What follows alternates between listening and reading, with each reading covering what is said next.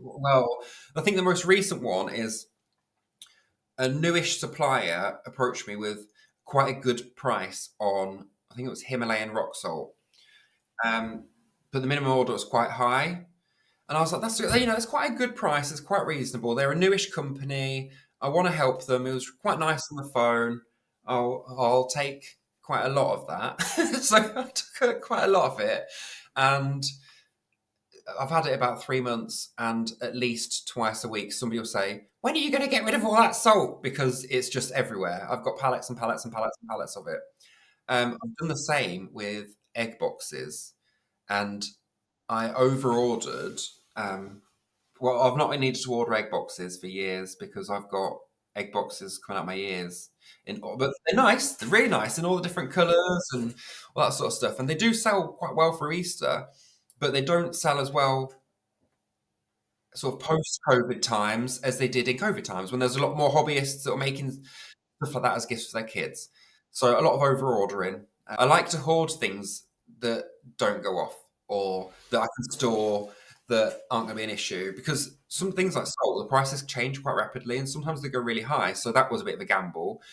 Looking back now, we don't really sell that much salt, so I probably didn't need to do that.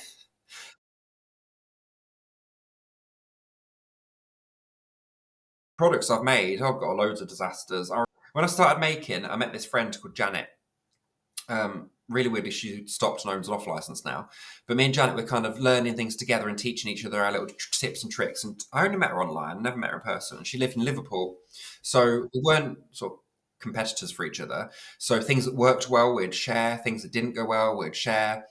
And she was like, "Oh, try this recipe. These bath bombs it's really good. I think I'm going to get an assessment for that one because I really like how it works." And I put it together, and I don't know what I did. It must have been way too much. I think it was water. I don't know what I did, and it was in like a metal baking tin, and it just got bigger and bigger and bigger, like properly bigger. And it filled the worktop, and it's getting bigger and bigger and bigger. And I was touching it, and it was leaving big finger marks in it, and it was green, and it looks like slime, and it looked like some horror film. And this green slimy bath bomb mixture was just spreading across the worktop, getting bigger and bigger. And there's this video somewhere of me going, "Janet, what's happened here?" And I'm poking it, going, "Why is it so cold? Why is it doing this? Why is it like that?" I think I must have just put loads of water in it, but I don't know why. But it was quite a long while ago as well, so I can't really remember. You know what? Actually, a big disaster I did, probably about 2018. I was making like massage bar type things, and I was doing it as a bit of a test and just giving them out to, like, when you're in that testing stage where you've not got an assessment, but you can use your judgment of people that are appropriate to use and test this product, knowing full well it's not assessed and they're a bit of a guinea pig. Usually, I restrict those people to sort of household members that aren't going to sue me if they've been tangoed. But I had made these. I don't know what possessed me to do it. I've made these like massage bars, sort of mixtures of different hard oils and butters and cocoa butter and all this sort of stuff.